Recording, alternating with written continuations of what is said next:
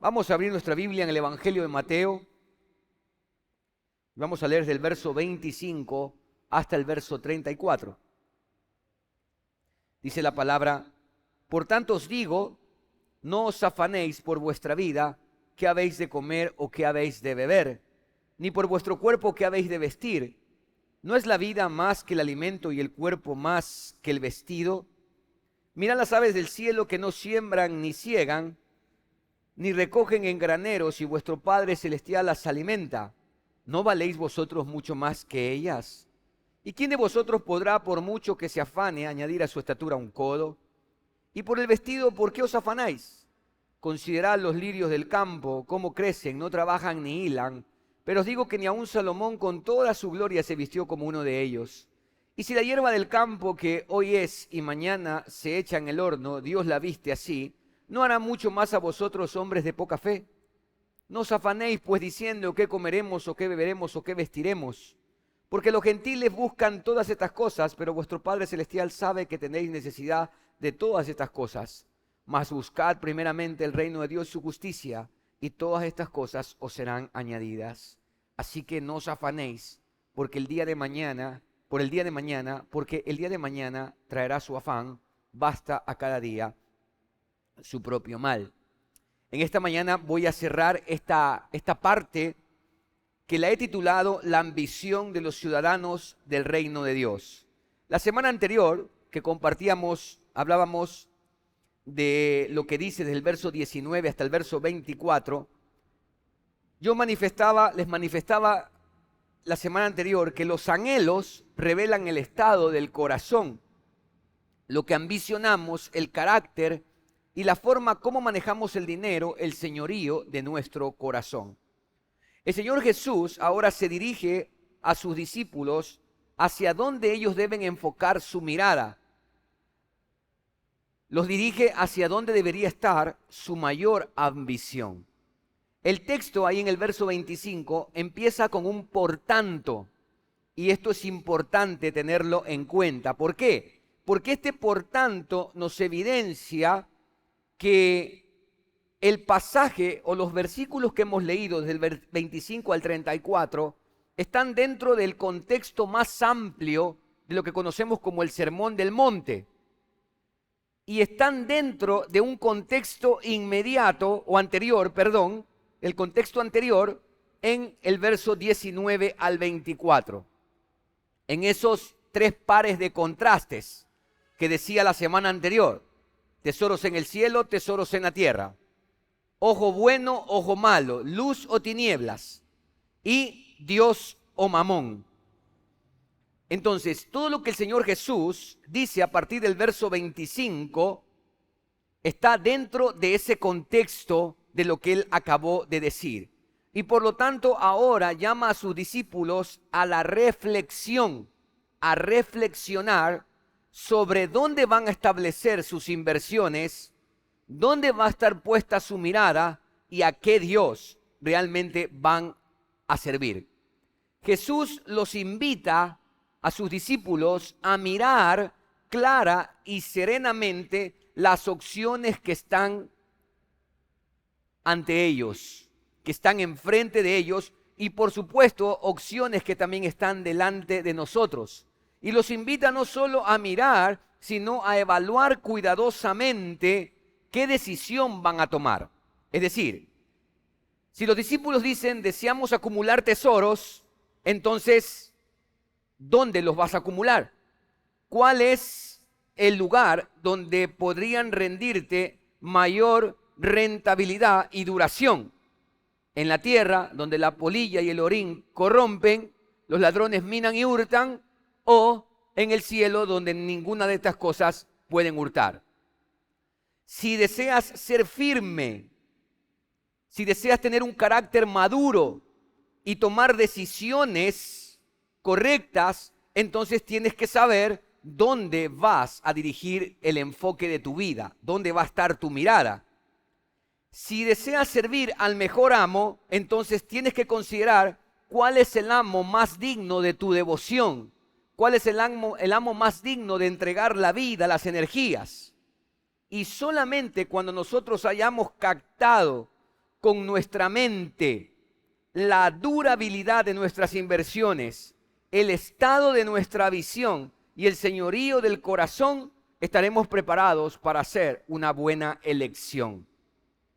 Si hemos de elegir por Yahvé en lugar de Mamón, entonces Jesús menciona cómo debe conducirse un hombre, una mujer que ha decidido servir a Yahvé y no a Mamón, el Dios de las riquezas.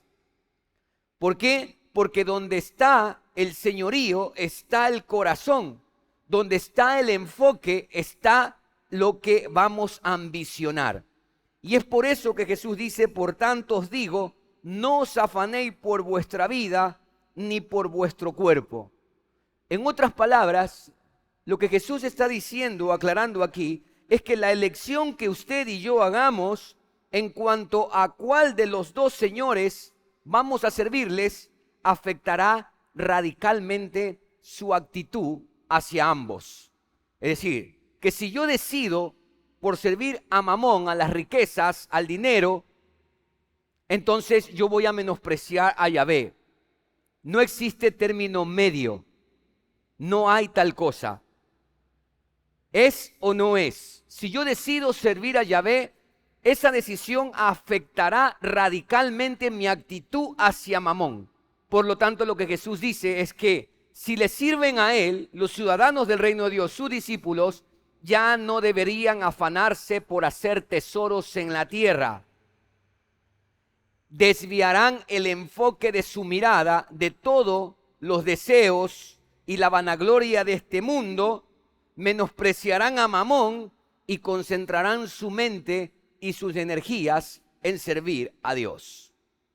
Y a continuación el Señor Jesús va a mencionar lo que yo llamo la Trinidad de los afanes. Todos los que estamos acá tenemos estas necesidades en común, De hecho, los que saben un poquito de marketing o quizás psicología del consumidor, no sé cuántos de ustedes han leído o escuchado al respecto, sabrá que ahí se habla bastante de la pirámide de necesidades de Maslow. Y él habla, ¿no? Hace una pirámide y pone en la cúspide de la pirámide las necesidades básicas del hombre y menciona estas. Por eso es que Jesús va a tomar estas necesidades que nos son comunes a todos los seres humanos. Es decir, todos necesitamos comer, todos necesitamos vestirnos, todos necesitamos la bebida para el sustento de la vida. Increíblemente, el Señor Jesús acá en 3 ocasiones menciona no os afanéis. Mire el verso 25, no os afanéis. Verso 31, no os afanéis. Y verso 34, no os afanéis. Yo le dije esto a usted cuando iniciábamos el estudio del Evangelio de Mateo, que Mateo es un hombre que fue publicano, por lo tanto es muy ágil con los números. Mateo es sumamente organizado, sumamente planificador en su evangelio. Él en su evangelio lo ha distribuido en los 5 primeros libros de la Torá, porque Mateo va a hablar de un nuevo comienzo, de un nuevo origen, de esa libertad que Dios traería, de la dación de la ley y por último de la entrada a la tierra prometida en aquel día cuando Jesucristo aparezca por segunda vez, y va a hablar de la incredulidad y la falsedad del sistema religioso que estará allí en los capítulos 23 al 25 cuando entremos en esos temas. Entonces, cuando Mateo y el Señor Jesús, Mateo registra, pero el Señor Jesús menciona 3 veces, el número 3 en la cosmovisión hebrea tiene que ver con lo completo, con lo pleno. Entonces, estas son necesidades que nos aquejan a cada uno de nosotros. Pero Jesús dice acá que no debemos afanarnos por todas estas cosas, porque, en el verso 32, porque son los gentiles que buscan todas estas cosas. ¿A qué se refiere Jesús con los gentiles?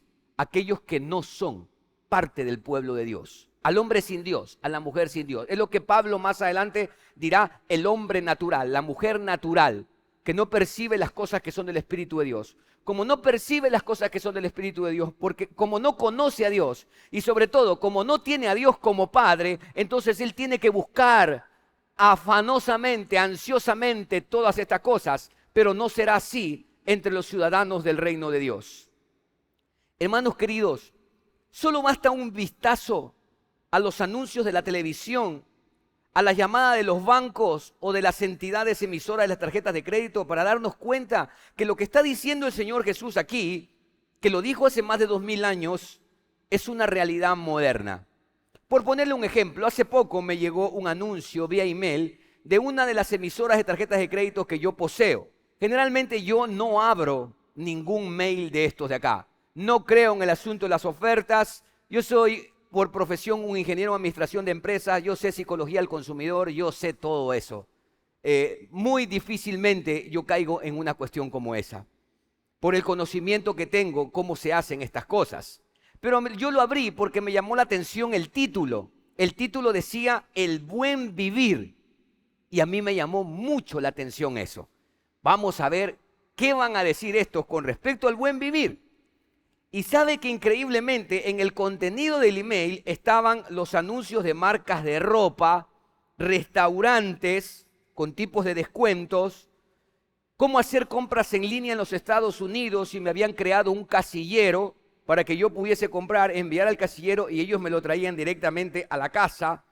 Había artículos tecnológicos sumamente atractivos y lo que no puede faltar, había un sinnúmero de ofertas fascinantes sobre vacaciones en distintas partes del mundo.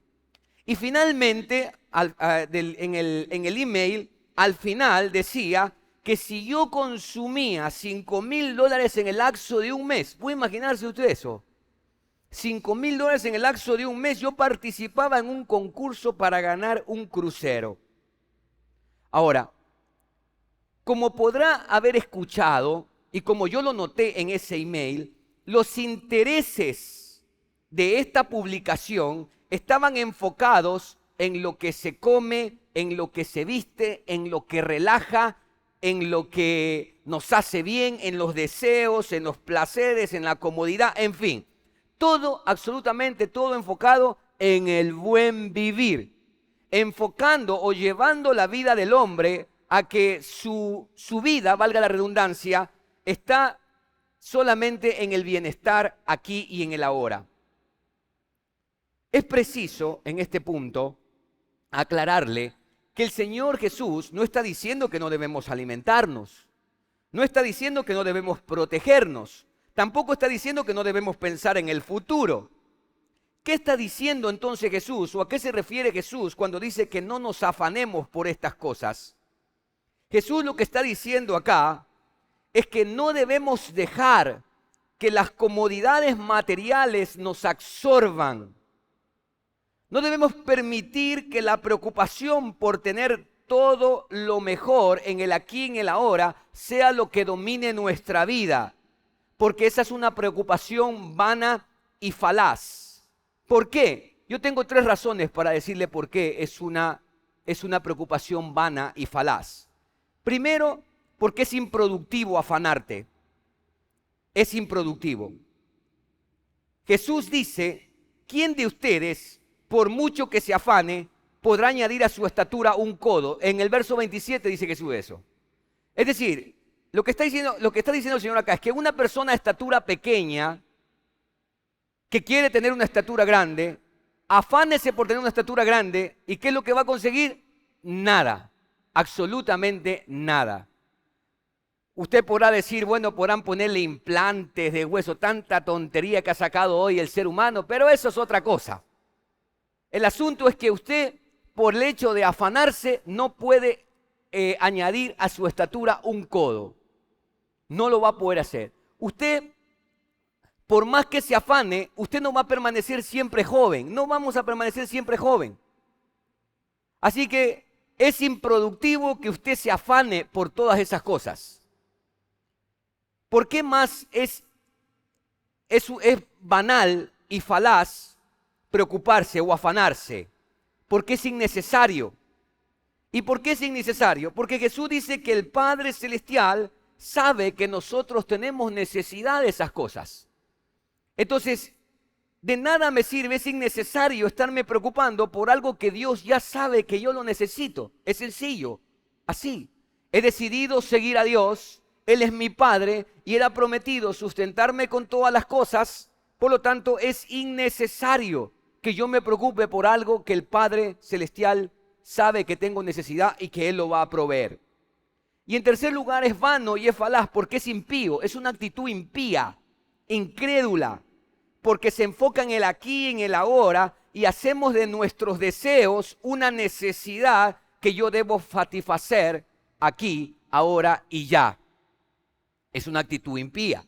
Jesús dice, los gentiles buscan todas esas cosas.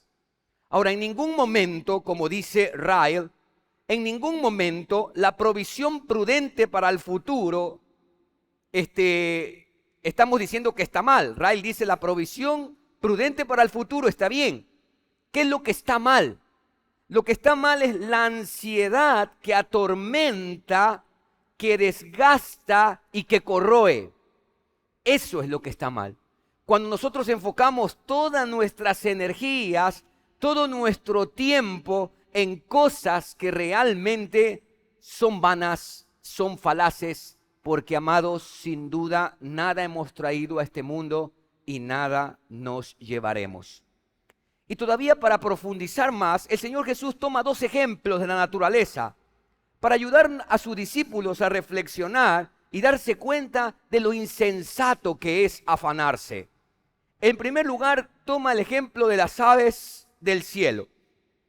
Mirad las aves del cielo, verso 26. Que no siembran, ni ciegan, ni recogen en graneros, y vuestro Padre Celestial las alimenta.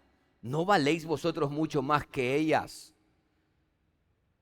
Cuando Dios creó el universo y posteriormente crea al ser humano, los animales y el ser humano son creados el mismo día, en el sexto día, con una abismal diferencia, que nunca de los animales se dijo que llevan la imagen y semejanza de Dios, mientras que del ser humano llevamos la imagen y semejanza de Dios. Esa es la base por la cual el Señor Jesucristo dice que nosotros valemos mucho más que un ave. Y que aun cuando nosotros valemos, las aves tienen menor valor que el ser humano, Dios, el Padre, las alimenta y las cuida, cuanto más a ustedes que tienen un mayor valor por el hecho que llevan la imagen y semejanza de Dios. Usted ve en la diapositiva un pajarito a mi mano derecha que se llama el petirrojo y a mi lado izquierda un gorrión. Esta es una fábula.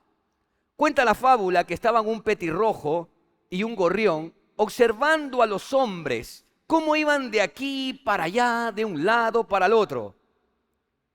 Y el petirrojo le dice al gorrión, ¿cómo me gustaría saber por qué corren tan ansiosos los hombres en su ambición de aquí para allá? Y el gorrión, en tono jocoso, le responde, amigo, es que debe ser que esos hombres no tienen un padre como lo tenemos tú y yo. Ciertamente las Escrituras, y especialmente el libro de Proverbios, usa tanto, los proverbistas, Salomón mayormente, usa tanto la naturaleza para hacer ver lo insensato de muchas de nuestras decisiones. Por ejemplo, al perezoso le dice, mira la hormiga, perezoso, que es un animal tan pequeño, pero no obstante trabaja, siempre trabaja acumulando en el verano para cuando viene el invierno, y le manda a mirar a la hormiga.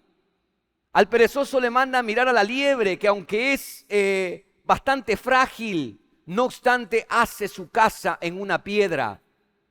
Y en fin, tantos otros elementos de la creación que se los usa para llamar la atención del hombre de lo insensato de muchas de las decisiones que nosotros tomamos. Ahora Jesús acá toma las aves del cielo para hacernos ver que el Padre las alimenta, que ellas no se preocupan por nada, no trabajan, no recogen en graneros. Sin embargo, el Padre Celestial las alimenta. No hará con ustedes, dice el verso 30, mayormente hombres de poca fe, porque es incredulidad afanarnos. Afanarnos es evidencia de incredulidad. El segundo ejemplo que pone el Señor son los lirios del campo. Dice el verso 28, y por el vestido, ¿por qué os afanáis? Considerad los lirios del campo, cómo crecen, no trabajan ni hilan. Pero os digo que ni aun Salomón con toda su gloria se vistió así como uno de ellos. Nos preocupamos por la vestimenta. Hay gente que está preocupada por rápidamente cambiar su armario. Mayormente las damas tienen este problema, ciertos varones también. Preocupados por esto, por tener más y más. Amados, nadie, ni aun Salomón, escuche, los que tienen ansiedad por las marcas, los que tienen ansiedad por los lujos, los que enfocan en todas estas cosas, ni aun Salomón con toda su gloria no se vistió como se visten los lirios del campo. Observe la belleza que está allí en esa postal. Y cuando uno tiene la oportunidad de mirar la enorme y maravillosa creación de Dios y ver cómo pinta paisajes, ver cómo hace lo que hace, que Dios es un artista, no nos queda más que quedar maravillados y exaltar y dar gloria a aquel que es un divino pintor.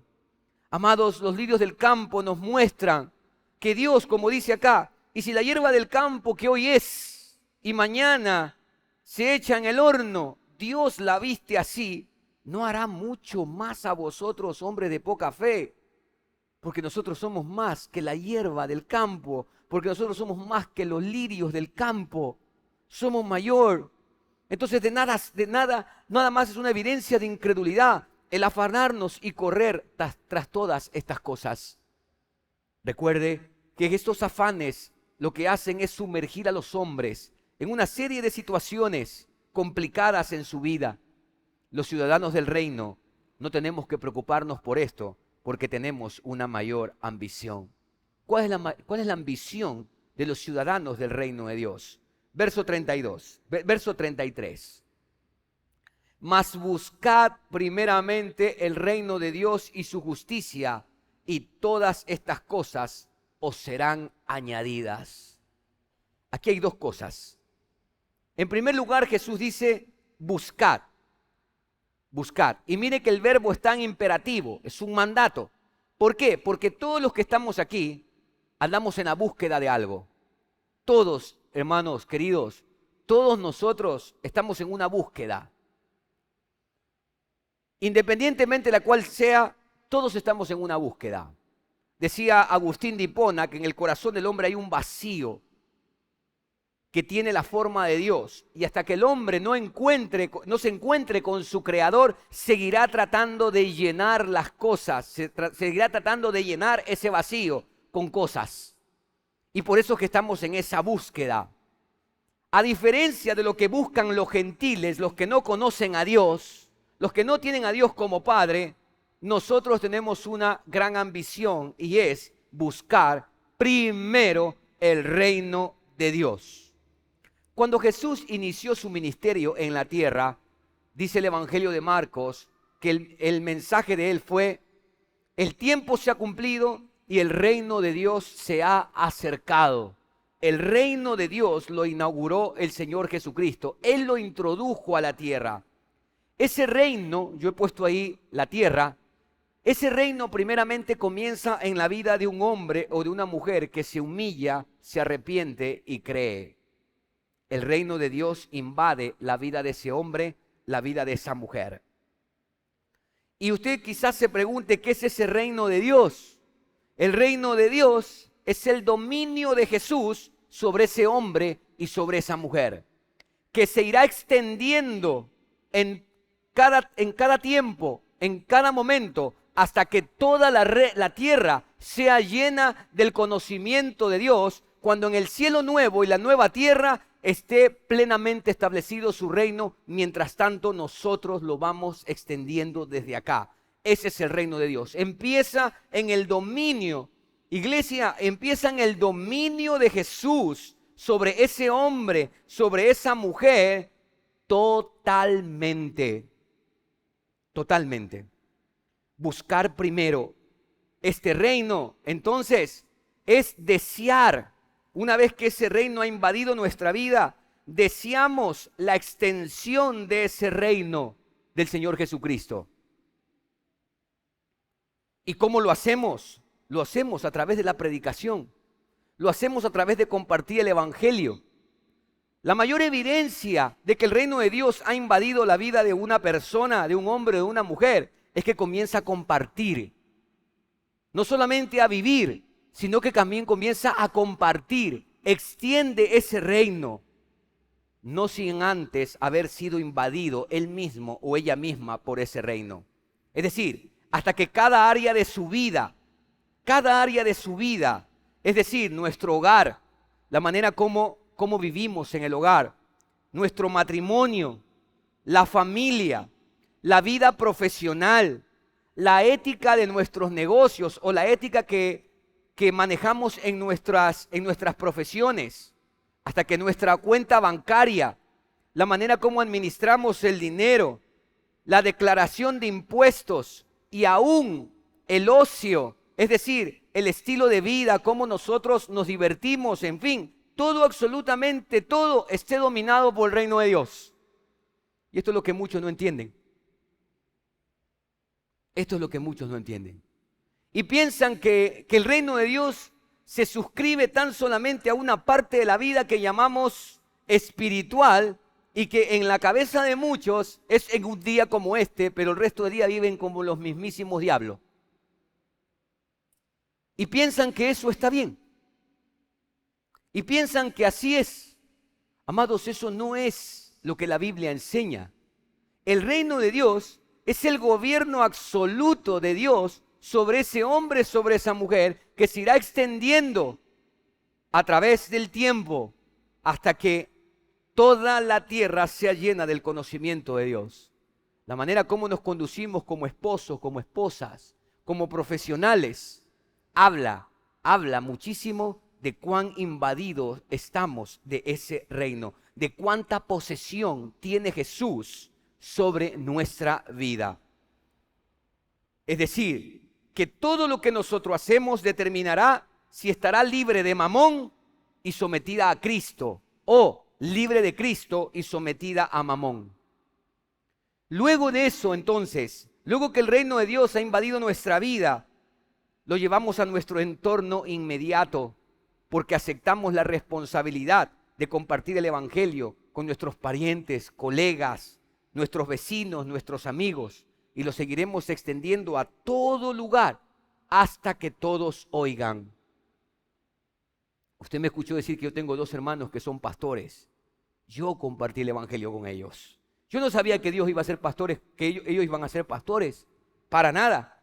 Yo compartí el evangelio con ellos. Yo llevé el evangelio a mi madre, a mi padre, que después de 16 años rindió su vida a Jesucristo y hoy le sigue, a mis tías, a mis amigos. En el primer culto estaba un amigo mío que yo lo conocí, yo vine a vivir acá a Puerto Viejo cuando tenía 19 años de edad, 20 años de edad. A los 22 años Jesucristo a mí me salvó. Y él me conoció porque él trabajaba con mi papá a los 19 años. Y bueno, yo vine acá y yo vivía una vida totalmente disoluta, desordenada. Y como no conocía nada de Puerto Viejo y no tenía más amigos que los que trabajaban con mi papá, él fue un buen amigo mío y yo lo llevaba a todo, que me mostrara todo lo que había que hacer de desorden acá. Posteriormente, cuando yo conocí a Jesucristo y él me salvó a los 22 años de edad, 2 años después, yo le fui a predicar a él. Y él estaba hoy en la mañana aquí diciéndole a algunos hermanos que a mí me había conocido de muchacho, una vida disoluta, y que a los 22 años, cuando yo tenía 22 años, le había ido a predicar a su casa porque así lo hice. Y dijo, ¿cómo me arrepiento de haber desperdiciado tanto tiempo? Porque él tiene aproximadamente 1 año en que está siguiendo al Señor Jesucristo. ¿Por qué? Porque tenemos la responsabilidad, iglesia, aquellos que somos ciudadanos del reino de Dios, de extender el reino del reino de Dios. Como lo dice John Stott, nuestra ambición entonces es buscar primero su reino, acariciar el deseo apasionado de que su nombre reciba de los hombres el honor que se le debe. Esa es nuestra más grande ambición, que el nombre de Dios reciba de los hombres que no le conocen el honor que se debe dar al nombre de Dios. Y esto es lo que marca absolutamente toda la vida y las decisiones. En segundo lugar, Jesús dice, la justicia y su justicia. Buscad primeramente el reino de Dios y su justicia. En el inicio de todas estas predicaciones, yo hablé de las 8 virtudes del carácter de los ciudadanos del reino de Dios. Y quiero que me acompañe, nada más a modo de recordatorio, en el capítulo 5, en el verso 6, una de esas características, de esos rasgos distintivos del carácter de los ciudadanos del reino de Dios, es que tienen hambre y sed de justicia. Es por esa justicia que tenemos hambre, que somos perseguidos. Verso 10. Bienaventurados los que padecen persecución por causa de la justicia. Esa justicia de la cual nosotros tenemos hambre y sed, esa justicia por la que somos perseguidos, por la que somos muchas veces avergonzados o se burlan de nosotros, esa justicia es la que es mayor que la de los escribas y fariseos. Verso 20. Porque os digo que si vuestra justicia no fuere mayor que la de los escribas y fariseos, no entraréis en el reino de los cielos. Y ahora Jesús dice que esa justicia es la que nosotros debemos buscar, por la que debemos, en el buen sentido de la palabra, ambicionar. Creo que hay buenas ambiciones, como también hay malas ambiciones. Entonces, el llamado de Jesús, el Rey del reino, el Señor del reino, para los ciudadanos de su reino, es que a través de nosotros, escucha, a través de nosotros, los ciudadanos de su reino, la justicia de Dios se vuelva atractiva para aquellos que no pertenecen al reino de Dios. Es decir, que cuando la gente que no conoce a Dios ve mi vida, ve tu vida, ve cómo eres en tu entorno familiar, cómo tratas a tu esposo, cómo tratas a tu esposa, cómo tratas a los hijos, cómo haces el ejercicio de tu profesión, si tienes ética, si cumples con el trabajo que has dicho que lo vas a entregar a cada tiempo, si eres diligente, a través de esa vida puedas causar sed, puedas causar hambre en la vida de los otros. A través de la forma como manejas el dinero, puedas llamar la atención de los otros. A través de cómo trabajas, en fin, a través de todo lo que haces, eso tiene que ver con la justicia en el reino de Dios. Cómo manejas las empresas, cómo manejas, en fin, absolutamente todo lo que tú hagas, toda labor que tú hagas, cómo la manejas, tienes que buscar la justicia del reino de Dios en la tarea que tú haces, cómo Dios quiere que la desempeñes. Si tienes una tienda, a tener el peso correcto en la balanza. Si vendes seguros, a decirle al cliente realmente todo lo que conlleva el seguro y no las líneas, las letras pequeñitas que están debajo. A que si estás en el sector de la construcción, puedas ser ético y poner el cemento adecuado, las varillas adecuadas y no falsees. En fin, a través de cómo nos desenvolvemos en la vida. Entonces la gente que es ajena al reino de Dios lo verá. Algunos lo desearán, otros no. Y de esa manera la justicia del reino de Dios se irá derramando sobre este mundo. Y esto tiene mucho que ver con lo que Jesús enseñó a orar a los discípulos. Padre nuestro que estás en los cielos, que tu nombre sea santificado. Venga a nosotros tu reino, hágase tu voluntad en la tierra como se la hace en el cielo. Ese es el reino de Dios. Y esto es lo que Jesús dijo en pasajes anteriores. Miren el capítulo 5 nuevamente, el verso 16. Así alumbre vuestra luz delante de los hombres, para que vean vuestras buenas obras y glorifiquen a vuestro Padre que está en los cielos. Lee, para que vean tus buenas obras y glorifiquen al Padre que está en los cielos. Queridos, cuando nuestra búsqueda sea esta, estaremos satisfechos. ¿Sabe por qué? Porque aquí dice, y todas estas cosas os serán añadidas. todas las cosas, todo, por lo que se afana la gente, por lo que dice que no tiene tiempo para Dios, que no tiene tiempo para servir, todo por lo que se afana, todo va a ser añadido. Absolutamente todo. Dios no es hombre para que mienta. Esto es una realidad. Todas estas cosas. Me decía un joven, después de acabar el primer culto, me decía, pastor, tengo una pregunta, me hizo después. Yo tengo una ambición, pero no sé si está bien o está mal. Y le dije, ¿cuál es tu ambición? Y dice, yo tengo una ambición de tener una familia y juntamente con mi familia servir a Dios. Le digo, está mal tu ambición. ¿Qué estás haciendo ahora? ¿Qué estás haciendo ahora? Porque quiere decir que si no tienes una familia, no vas a servir a Dios. Tienes que enfocarte. Y yo le ponía un ejemplo de mi propia vida. Cuando Jesucristo vino a mi vida, hermanos queridos, yo tenía una hambre incontrolable de conocer a Dios. Sigo teniendo una hambre incontrolable de conocer a Dios. Y jamás me propuse, es decir, tengo que conseguirme una pelada, porque ahora ¿qué voy a hacer?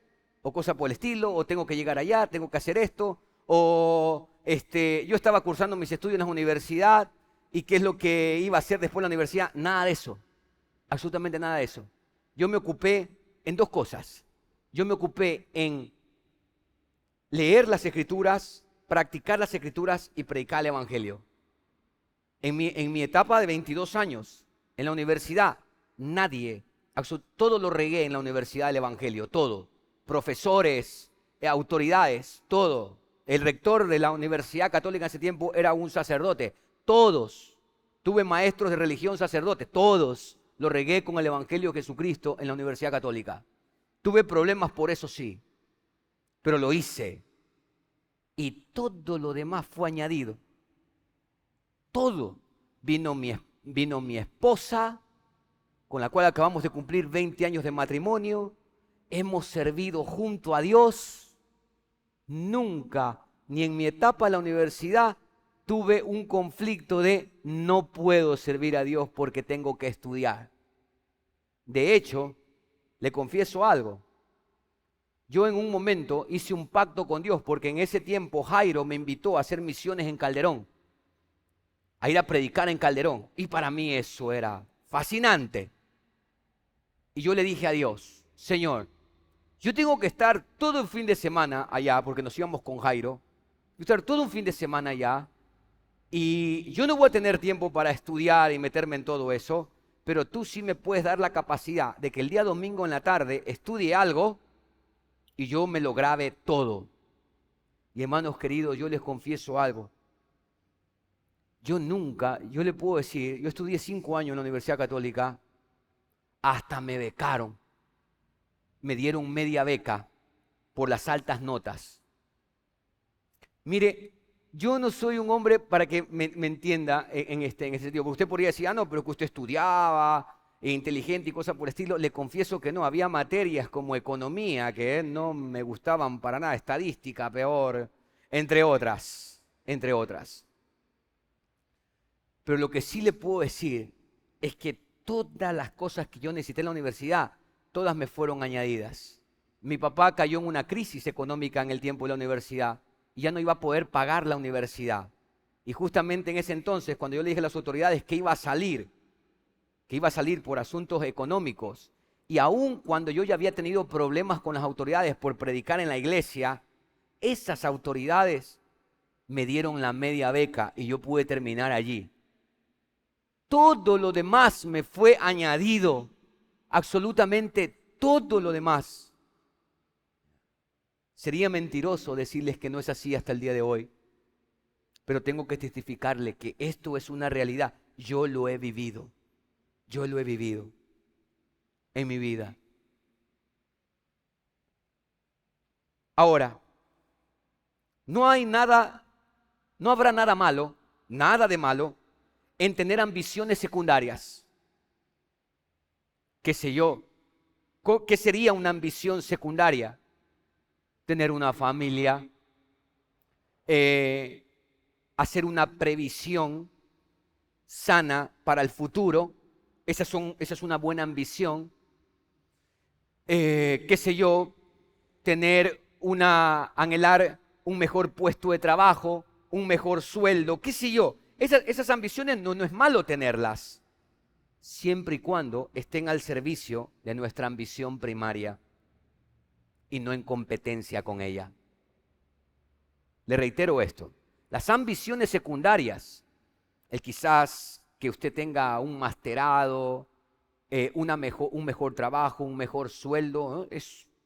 Hágalo, pero siempre y cuando no compitan con la búsqueda del reino de Dios y de la justicia de Dios. Si mi trabajo se va a anteponer en que yo no pase tiempo con mi esposa y con mis hijos, perdóname, pero yo tengo que dejar el trabajo. Y aquí, perdón que tome el ejemplo de Josian, este matrimonio que está acá. 4 hijos, oren por ellos, tienen. Y él decidió renunciar a su trabajo por el hecho de que no pasaba tiempo con sus hijos y con su esposa. La verdad es que hay que ser estar bien fundamentado y en buena relación con Dios para tomar una decisión como esa en el tiempo que nosotros estamos viviendo. En este tiempo específicamente. Pero es que es el reino de Dios y su justicia. ¿De qué vale que tengamos todas las ganancias, la riqueza del mundo, si perdemos el matrimonio, si perdemos a los hijos? ¿De qué vale? ¿De qué ha valido todo el esfuerzo?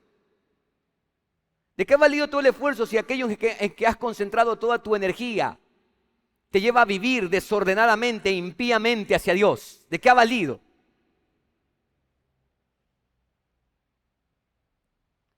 Nuestras ambiciones secundarias no pueden estar en competencia con nuestra ambición primaria. Es decir, que nuestras previsiones para el futuro deben estar libres de afán.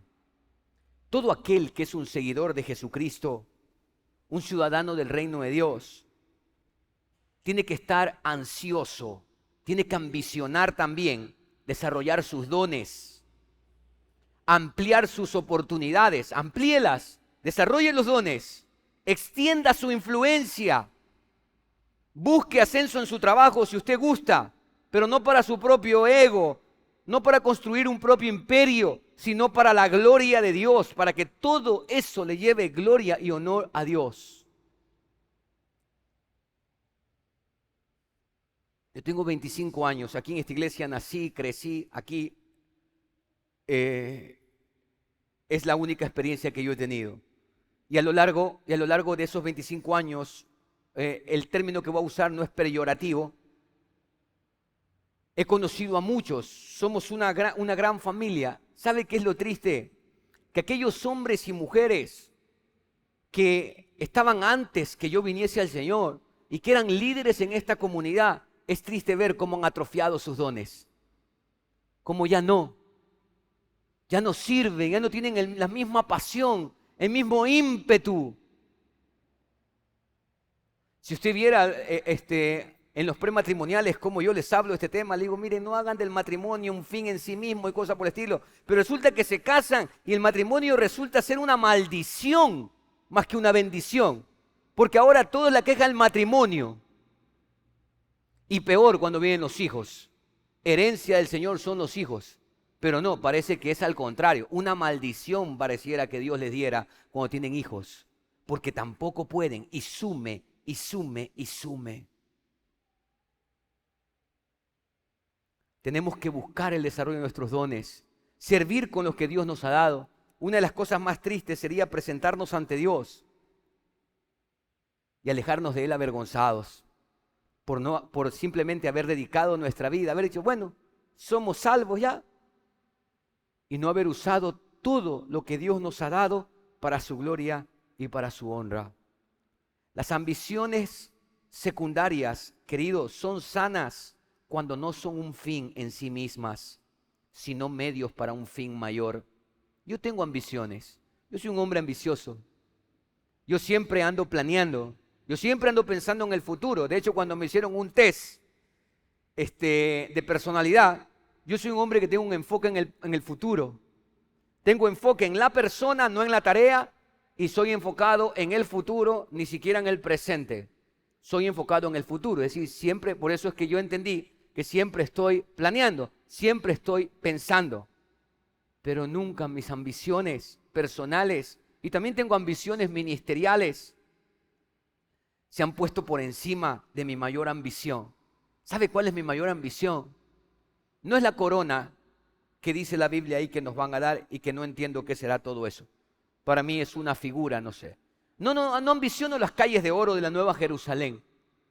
Lo que yo ambiciono es que cuando esté en la presencia de Jesús, no agachar mi cabeza avergonzadamente, decirle: Señor, ciertamente soy salvo por tu gracia, pero mira, es que no pude hacer nada con los dones que me diste, no me interesó nada de eso. Eso no quiero, amados. Quiero que Él me diga: bien, buen siervo, sobre poco fuiste fiel, ven, ahora te pongo sobre mucho, entra en el gozo de tu Señor. Quiero verlo y haberle dicho que usé lo poco de mi vida para su gloria, y esa debe ser nuestra mayor ambición, buscar su gloria. ¿Cuál es tu ambición? Para ir cerrando, todos los que estamos aquí también tenemos ambiciones de ser o de hacer algo. Desde los primeros años de vida nosotros tenemos ambiciones. Los niños quieren ser vaqueros, astronautas, bomberos, policías. En fin, todos tenemos ambiciones desde muy pequeños. ¿Cuál es su ambición ahora? ¿Qué ambicionas? Las ambiciones ponen de manifiesto nuestros intereses y modelan nuestra conducta. Es facilito, hermanos. Así como es facilito saber qué Dios es al que servimos, si a Mamón o a Yahvé, es facilito determinar cuáles son nuestras ambiciones. ¿En dónde están sus energías? ¿En dónde están sus intereses? ¿En dónde? Y esas ambiciones que revelan sus intereses van a modelar su conducta. ¿Sí? Cómo usted se va a conducir en el día a día. Y en el mundo donde usted y yo estamos, hay solo dos ambiciones: la ambición falsa y la ambición verdadera. La primera es de la tierra, la segunda es del cielo. La primera es material, en el aquí y en el ahora. La otra es espiritual, es eterna, está enfocada en la eternidad. En pocas palabras, solo hay dos clases de ambición: la egocéntrica y la teocéntrica. No hay una tercera alternativa. Usted ve esa imagen que está allí porque muchos creen que hay una tercera alternativa, ¿sabe? Los hombres divididos, una parte en el placer, una parte en la vida disoluta, en la comodidad, en lo que quiera ahí, y otra parte que llamamos espiritual, en todo lo que consideramos sagrado. Pero esto no es lo que la Biblia dice. No puede vertir de una fuente agua dulce y agria a la vez. O somos o no somos. Si creemos que existe una tercera alternativa, usted ya decidió por Mamón, por el Dios de las riquezas. Si usted cree que hay una tercera alternativa, usted ya decidió vivir egocéntricamente, enfocado en lo que usted cree, en lo que usted piensa, pero no teocéntricamente, donde sea Dios el centro de toda su vida. ¿Cuál es tu ambición? ¿Egocéntrica o teocéntrica? ¿El centro es Dios o el centro son tus deseos, tus planes, tus proyectos, tus ambiciones? Hago un llamado a la iglesia, hermanos, a usted, ciudadano del reino de Dios, discípulo del Señor Jesucristo, si es que lo es, por supuesto. Identifica el estado de tu vida y arrepiéntete y vuélvete. Como lo dije la semana anterior, algunos creo que han vendido su primogenitura como Esaú. Arrepiéntanse y vuélvanse al Señor. Isaac no tenía otra bendición para Esaú, perdón. Pero Dios sí tiene una bendición para ti. Él sí la tiene. Y Él te está llamando. Algunos que el dinero los posee, tienen que hacerlo del joven rico. El problema del joven rico no era que tenía riquezas. El problema del joven rico era que las amaba y lo dominaban. Entonces cuando Jesús le dijo, sígueme, ahí le dio tristeza, porque el llamado de Jesús tenía como implicación, vende todo lo que tienes, danos a los pobres y sígueme. Y hay algunos que tienen que vender, despojarse de todo para seguir al Señor, porque el dinero se los impide. No porque el dinero sea el problema en sí mismo, sino que el dinero se ha subido al corazón. Cuando está en el bolsillo no hay problema. El problema es cuando domina nuestro corazón. ¿Cuáles son tus ambiciones? ¿Cuáles son tus ambiciones?